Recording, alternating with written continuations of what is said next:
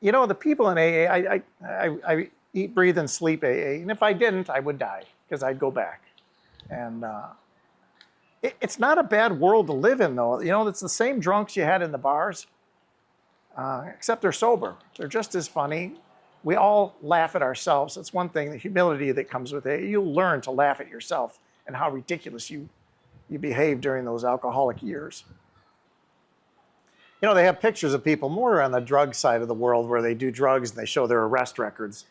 And just, you're dying, man. You can see it in all the pictures, these arrest records over the years.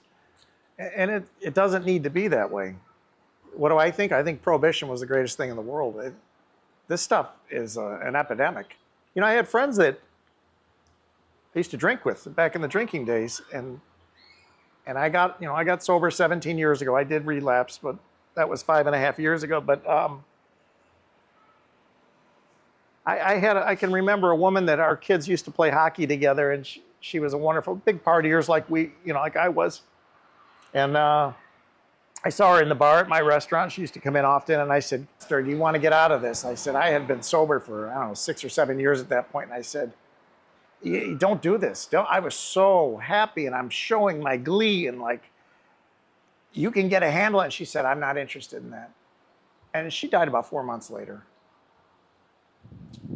And that didn't need to be that way. None of these need to be this way. My other friend, she was with me when I first got sober 17 years ago. I woke up in the hospital. Her and her husband were friends with Mary and I. So she had gone through detox 6 months earlier, and I didn't even know she was an alcoholic. But after my 4 days in detox, I look up and she's standing there and she goes, "Welcome to the club." So I was like, oh, this is fantastic. I've got a friend that's an alcoholic and she's talking to me, and this is great. And she's part of our family. She knows my children. My children know her children. And we're come from a small town. She died last year. So she went back to the alcohol. And she couldn't do it. She said she just couldn't be sober. We, years ago, we spent time trying to help her. And she just couldn't get it. And she's my age. She died last January. A year ago, January. Another one. And I'm supposed to just accept this, like another one died. That's what's so disturbing, is that it's all too common that people are dying from this. You don't think you can die from this. You can die from this. Obviously. I mean, I watched my sister die at 31. It's just terrible. And a lot of my friends in their 60s have died from alcoholism, in 50s that died. There's endless stories. Everybody knows somebody with addiction problems. I think every family suffers from some type. I don't know the drug world, but I know the alcohol world. You know, I've proven I can't make any money at this YouTube thing, but I can help people, so I'm happy. I mean, we've made a few dollars, literally almost nothing. And we've done 120 videos, but I'm not going to stop doing them because of the comments that people say that's helping people. So, and the only reason it was ever about money, we never wanted your money. We wanted YouTube's money because I've got some responsibilities to pay back to people that are extremely important in my life, and it's imperative that I get them paid back, regardless of my bankruptcy. This is ethical stuff that I've got to do. And that's the only reason I did this for money. I wouldn't do this for money otherwise. I wish I could just help people. I do help people. So then there's, I have this sponsee. His name is Brian. And I can't handle anymore. I can't help anybody, on a regular basis. If I take you on as a sponsee, I don't quit, and I'm obligated through the program. I have to help you if I commit, and I did commit. This gentleman reached out, and he has been struggling for a long time. He said our lives were very similar. He's got a wife that stuck around, like came back to him. I just can't say no. I got a soft heart, so I took him on. He's over 7 months sober. He's happy. He says his pink cloud only lasted a month. I don't think he's really on the pink cloud yet. I don't think he knows.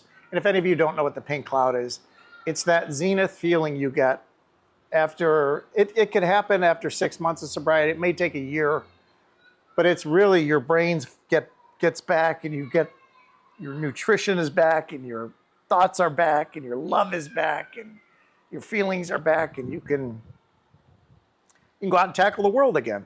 And there's some feeling of just wonderfulness. And I say I've been living on that for 4 years. I went through a bankruptcy within 4 years ago. I went through all these things that, you know, people would say, those are triggers. You should be drinking. I'm not drinking. I just can't do it again. I don't have another detox in me, and I don't want to go back. And I'm haunted with the 7 to 8% lifelong sobriety. I want to be that guy, and I'm threatened by the 93, the 94, you know, the 92, 93% that fail. I don't want to be the failure, but it happens, and it shows the power of this.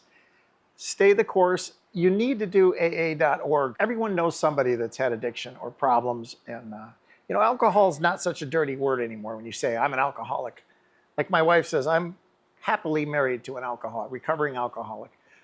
We're trying to not dirty up the word anymore and make it more user-friendly. For some reason, nobody wants to say I'm an alcoholic. I proudly say I'm an alcoholic. I say it every day. I love it. I mean, I don't love it, but I love what I've done with it and helping people. So, guys, if you are, you know, I always say take the initiative. Just try it. Watch some of my earlier videos of when I started this channel with Jeff over a year ago. We batted out some real heavy, hardcore ones, and those are going to be very helpful. I hope this was helpful today. And you know, if you know somebody struggling, send them this video and say, listen to this clown. He fixed his life. He got his life back.